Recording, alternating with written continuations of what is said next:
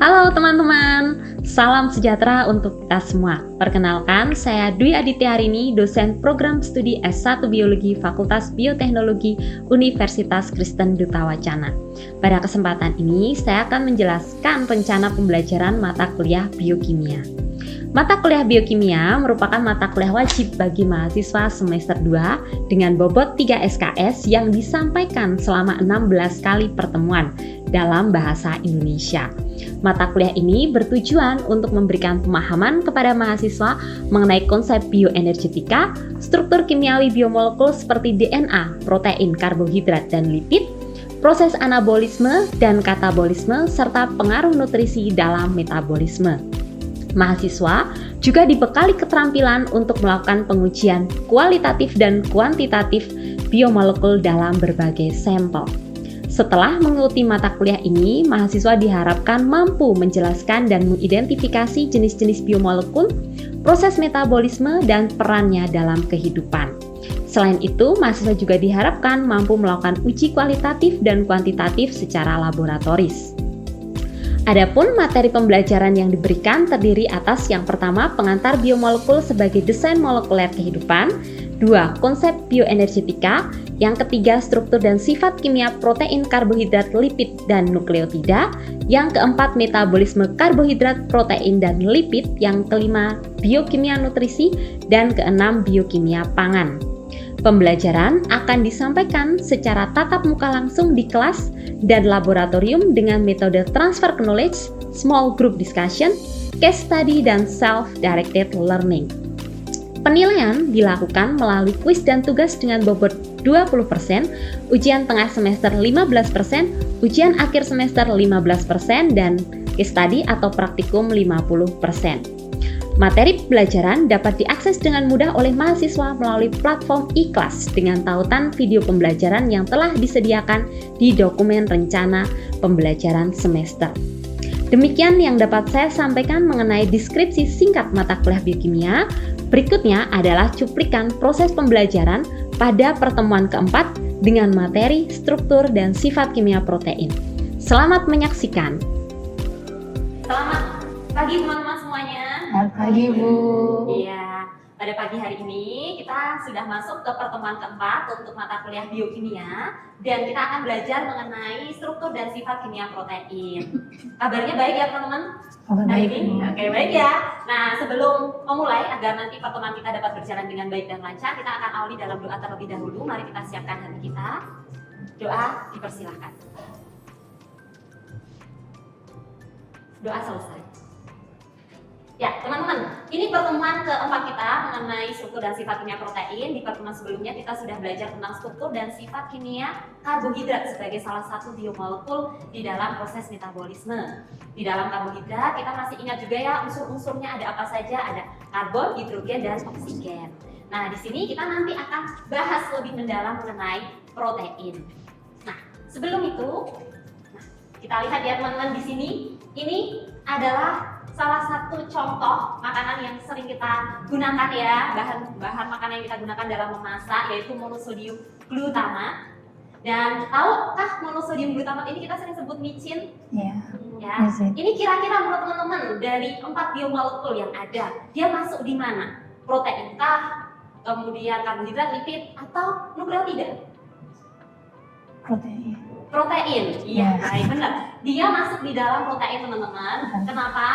Karena di sini ada glutamat. Jadi bahan utamanya itu adalah asam glutamat.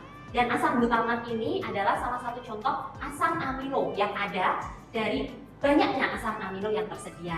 Nah, di sini asam glutamat memberikan rasa umami karena dia bisa berikatan dengan reseptor di dalam lidah kita, sehingga menimbulkan rasa yang gurih pada saat kita merasakan makanan yang mengandung glutamat ini. Nah, di sini monosodium ini berarti asam glutamat itu berikatan dengan suatu natrium yang menyebabkan natrium itu ada di dalam garam ya, dan menjadikan dia menjadi dalam bentuk kristal.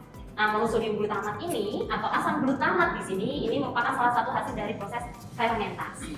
Nah, ini hanya satu contoh protein yang ada dan saya berikan. Masih banyak jenis-jenis protein yang lainnya.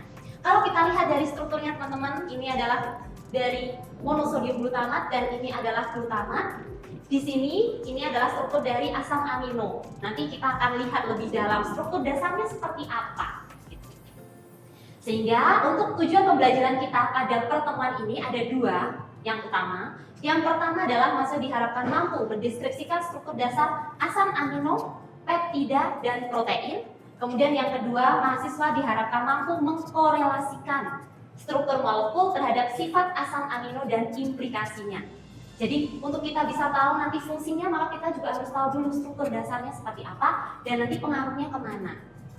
Ada dua buku yang bisa kita gunakan dalam referensi untuk belajar. Yang pertama adalah dari Lehninger, Principle of Biochemistry, dan yang kedua adalah Steyer yang berjudul Biochemistry. Jadi ini bisa teman-teman gunakan nanti kalau misalnya masih ingin belajar lebih dalam gitu ya di sini.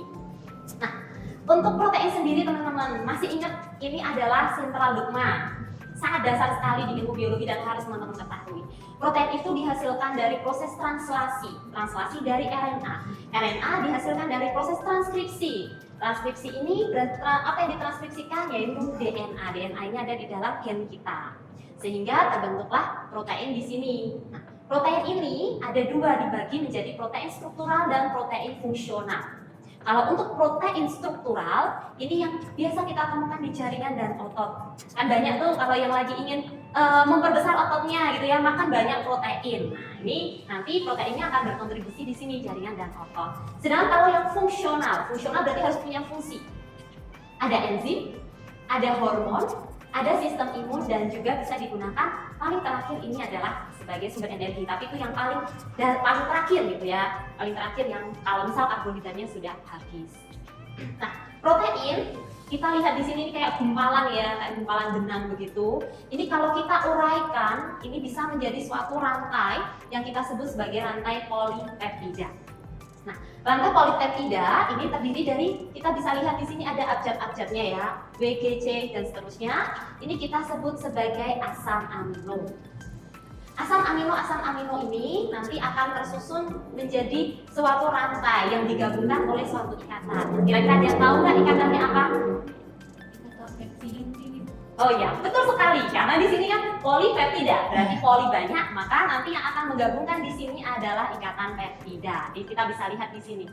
Ikatan peptida ini dihasilkan dari reaksi kondensasi. Nah, reaksi kondensasi ini adalah suatu reaksi pelepasan H2O atau air dari gugus karboksilat yang ada pada asam amino. Ini adalah gugus karboksilatnya, dan juga di sini gugus amino dari asam amino yang lain, sehingga terbentuklah ikatan peptida yang diberi warna kuning. Sampai sini ya, ini paham ya. Jadi yang paling mendasar yang harus kita pahami adalah ada asam amino di situ yang nanti akan berikatan membentuk suatu rantai polipeptida, dan rantai polipeptida ini yang nantinya menyusun protein. Nah, struktur protein ini ada 4 teman-teman. Ada primary atau primer. Jadi kalau primer ini hanya satu benang gitu ya, satu benang urutannya ini kita bisa ketahui. Kemudian ada struktur sekunder. Nah, kalau struktur sekunder ini dia sudah berlipat-lipat gitu. Tapi ada hanya 2 lipatannya aja, yaitu alpha helix dan beta sheet. Kemudian yang di bagian sini ini adalah struktur tersier. Nah, kalau struktur tersier dari satu pita tersebut, maka dia akan berlipat lagi membentuk yang kita sebut struktur tersier. Jadi tidak hanya gabungan dari ini saja, tapi juga ada struktur sekunder yang terlibat di sana. Dan yang terakhir adalah struktur quaternary.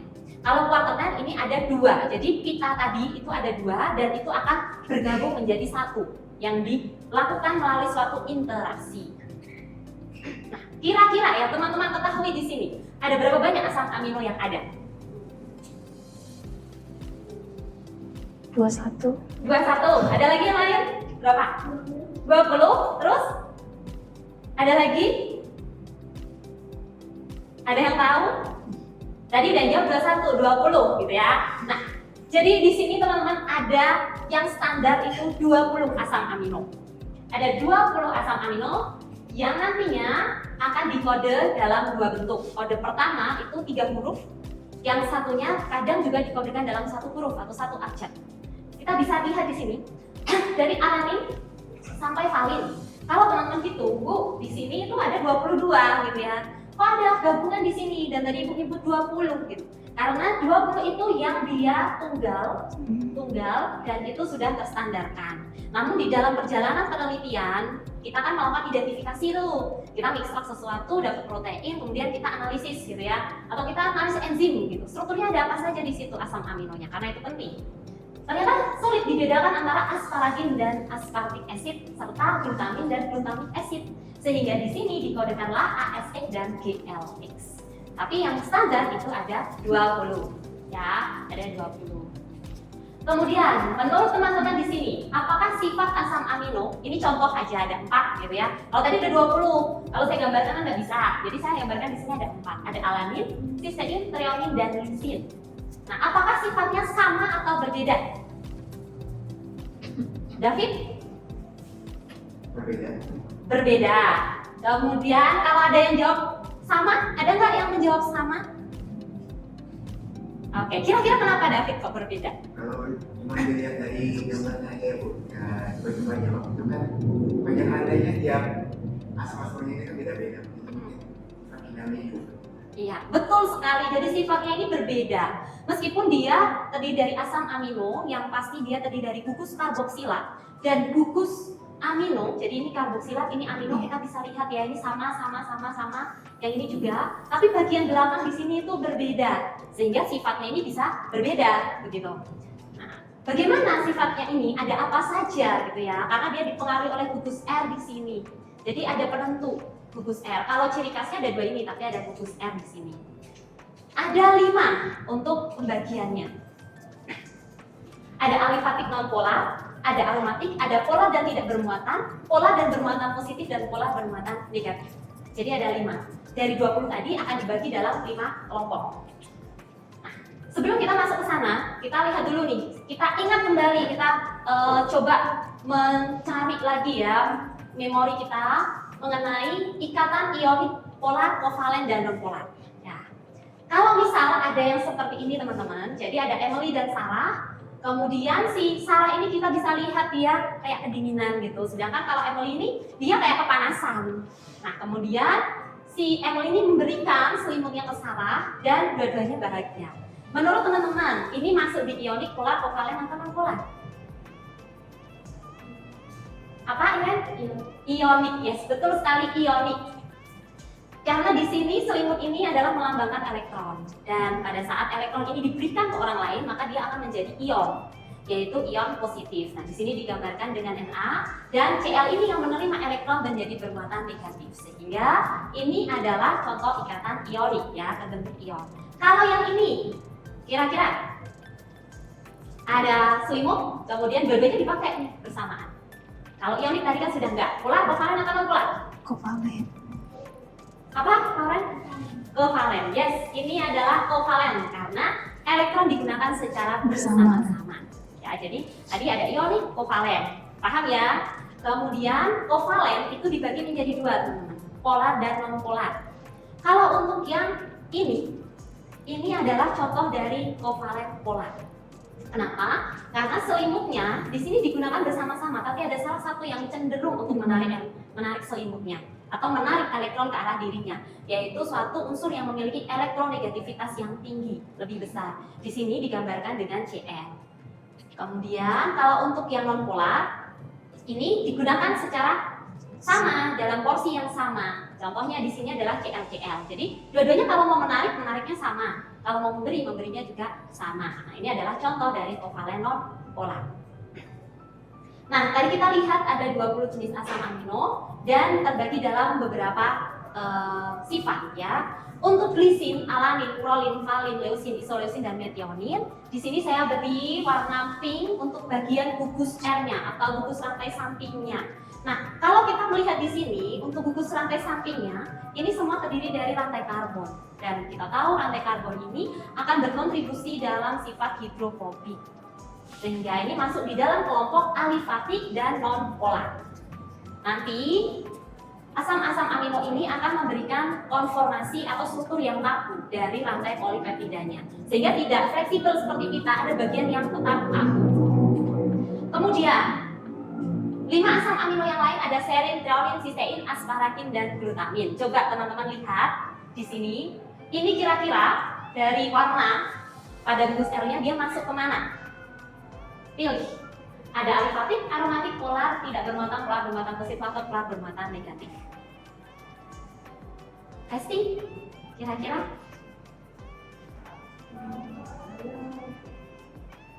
Yang mana? Pilih salah satu. Aromatik. Oke, kita lihat bersama-sama ya. Masuknya adalah polar dan tidak bermuatan. Nanti aromatik saya akan jelaskan. Polar dan tidak bermuatan. Kenapa polar? Karena di sini ada gugus hidroksinya. Di mana gugus hidroksi ini oksigen itu punya elektronegativitas yang tinggi. Namun meskipun di sini ada OH, kemudian ada juga NH2 di sini, dia tidak memberikan muatan sehingga masuklah di dalam polar dan tidak bermuatan. Nantinya gugus R yang ada di sini akan berkontribusi dalam memberikan ikatan hidrogen dan menjadi senyawa ini mudah untuk teroksidasi. Oke, selanjutnya ada aspartat dan glutamat. Aspartat dan glutamat di sini kita bisa lihat bersama-sama ada gugus karboksilnya ya. Nah, gugus karboksil ini dia memberikan muatan negatif pada saat dia melepas hidrogen sehingga di sini sifatnya adalah polar dan bermuatan negatif. Kemudian ada yang lainnya adalah fenilalanin, tirosin, dan triptofan. Kira-kira kalau yang ini? Aromatik. Aromatik, betul. Yang ini adalah aromatik. Kenapa aromatik? Karena di sini ada cincin bensennya. Nah, cincin bensen di sini dia akan kalau cincin bensen ini kan dia akan ada yang namanya elektron terkonjugasi sehingga dia di sini akan bisa berpindah elektronnya dan masuklah dia di dalam kelompok aromatik. Selanjutnya, sifatnya apa kalau untuk aromatik? Yang pertama hidrofobik. Hidrofobik itu tidak suka larut di dalam air. Kemudian akan berkontribusi pada ikatan hidrogen, penyerapan pada sinar UV 280 nanometer. Kenapa saya sampaikan di penyerapan di UV ini penting? Karena pada saat nanti teman-teman akan menganalisis protein menggunakan spektrofotometer UV vis, ini biasanya digunakan di 280. Dia akan memberikan penyerapan di sana sehingga kita akan menemukan nilai absorbensi dan konsentrasinya. Begitu juga pada saat teman-teman nanti akan melakukan isolasi DNA, begitu. Nah, di isolasi DNA, kadang kan kita harus tahu pemotornya apa. Nah, cross check paling awal adalah menggunakan ini, absorbensi 280. Ada atau tidak? Kalau sudah tidak ada berarti sudah bersih. Kalau masih ada berarti harus kita murnikan terlebih dahulu. Jadi itulah pentingnya kita tahu. Oh, kalau ada di 280 berarti ada ini. Ada 3 asam amino ini. Kemudian selanjutnya adalah lisin, arginin, dan histidin. Nah, kalau untuk ini dia akan memberikan sifat polar dan bermuatan positif. Karena di sini ada NH2, kita bisa lihat di sini juga ada NN, ada NH2, ada gugus-gugus amino yang memberi muatan positif. Sifat lain dari asam amino itu yang kita juga perlu ketahui adalah zwitter ion atau amphoter. Ya, zwitter ion ini adalah kondisi di mana suatu senyawa memiliki sifat asam dan basa. Jadi satu senyawa tapi bisa asam dan bisa basa. Beda dengan kalau kita bilang asam sulfat itu sifatnya hanya asam, gitu. Atau HCl itu sifatnya hanya asam. Tapi kalau di sini dia punya sifat asam basa. Karena tadi kita ingat asam amino, ada asam gugus karboksilannya, ada amino, di mana amino ini berkontribusi pada sifat basa. Nah, dia akan bertindak menjadi donor proton sehingga dia dikelompokkan dalam asam. Donor proton berarti memberi atau melepas H+. Kemudian ada akseptor proton yang mana dia menerima H+, sehingga dia akan bertindak sebagai basa. Nah, di sini kita bisa lihat ada NH3, ada COO-, ada gugus karboksilat, gugus amino. Nah, pada saat dia melepas H+-nya di sini, yang terlepas ada di sini sehingga menjadi NH2. Jadi dia bisa berkontribusi di sana. Atau dia menjadi penerima proton. Penerima proton di sini pada saat ada H+, maka yang akan menerima adalah gugus karboksil sehingga terbentuklah di sini gugus karboksilat. Jadi ada 2 sifat yang dia miliki, teman-teman. Nah, ini harus hati-hati karena zwitter ion itu bukan yang ini ya, yang tidak ada muatannya. Tapi ini adalah non-ionic form dan yang zwitter ionic itu ada di sini. Jadi dua-duanya memiliki muatan. Nah, ini adalah bentuknya, kondisi kurvanya pada saat dia mengalami titrasi. Pada saat dia ada di pH yang rendah, dia akan terprotonasi. Kemudian pada saat pH dinaikkan, maka dia akan membentuk zwitter ion dan terdeprotonasi. Jadi terlepas hidrogennya. Nah, Selain itu juga asam amino punya sifat asam diprotik yang dia memiliki dua khusus fungsi yang masing-masing dapat melepas proton. Jadi sama dengan zwitter ion, tapi kadang disebutnya adalah asam diprotik. Nah, kemudian pada saat tadi kita melakukan titrasi di sini ya, kita akan tahu ada nilai pK1 dan pK2 ini adalah suatu kecenderungan, nilai kecenderungan untuk bisa melepas proton.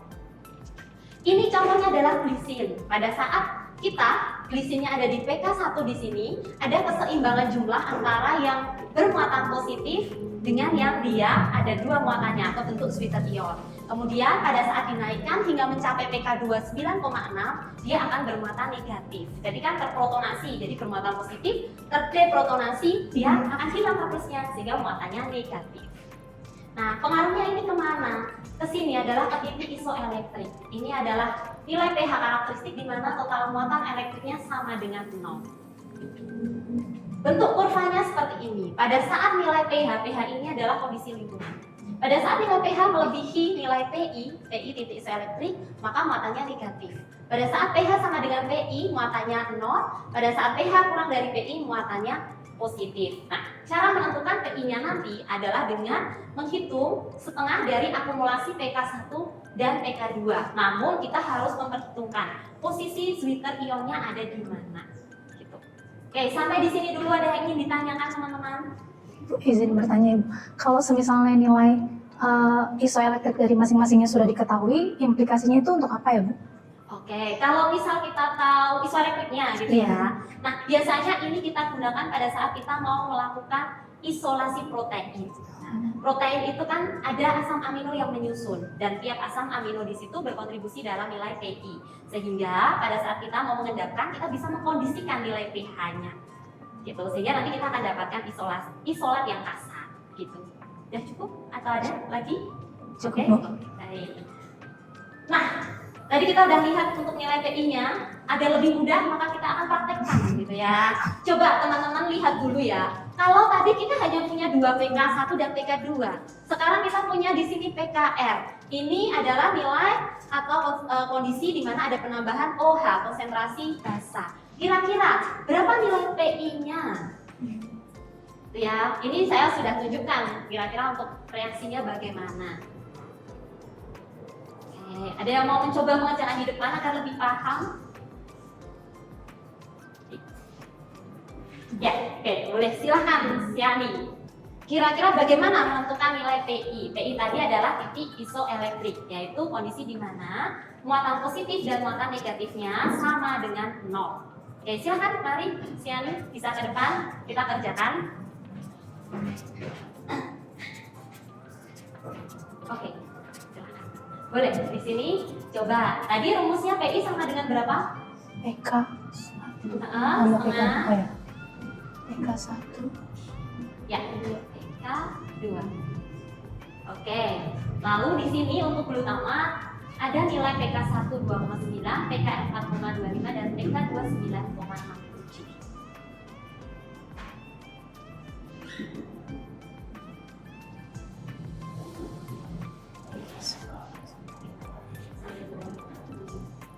Oke. Ya, telah tulis dulu. Kenapa 9,67 Siani memilihnya? Yang basanya, oke, boleh kita lihat ke sini? Ke sini, Siani. Ya, dan teman-teman semuanya kita perhatikan. Tadi nilai PI itu adalah kondisi di mana? muatan negatif. Zwitter ion ya, zwitter ion. Zwitter ion itu ditandai dengan muatan positif dan negatifnya sama dengan 0. Ini muatannya berapa? Total. Ya, yang keras. Plus 1, ya, plus 1. Kalau ini 0 ya, minus 1 sama plus 1. Kalau ini 0, yakin? Ya, minus 1. Karena ini ada minus 1, teman-teman. Ini ada minus 1 dan ini ada plus 1. Sehingga minus 2 plus 1. Jadi ini minus 1. Lalu kalau ini minus 2. Berarti mana dia? Zwitter ionnya? Di sini. Ya, berarti nilai PK2-nya adalah ya, 4,25 atau PK. Bisa silakan. Jadi ada kan yang ingin ditanyakan sebelum saya akhiri untuk sesi kita? Tidak ada, Bu. Oke, tidak ada ya. Baik, semoga sudah paham dan mengerti. Dan sebelum saya tutup, saya infokan ke teman-teman bahwa ada tugas yang teman-teman bisa akses di Ikhlas sebagai latihan di rumah. Sehingga kalau misalnya nanti ada yang belum paham, itu kita bisa bahas di pertemuan selanjutnya. Nanti saya beri waktu untuk mengerjakan selama 1 minggu dan dikerjakan di Ikhlas. Jangan sampai ada yang terlambat. Oke teman-teman? Oke, Bu. Oke, baik. Kalau begitu saya akhiri pertemuan kita hari ini. Selamat siang semuanya. Terima kasih sudah berdiskusi bersama dan sampai berjumpa di pertemuan selanjutnya. Selamat beraktivitas. Terima kasih.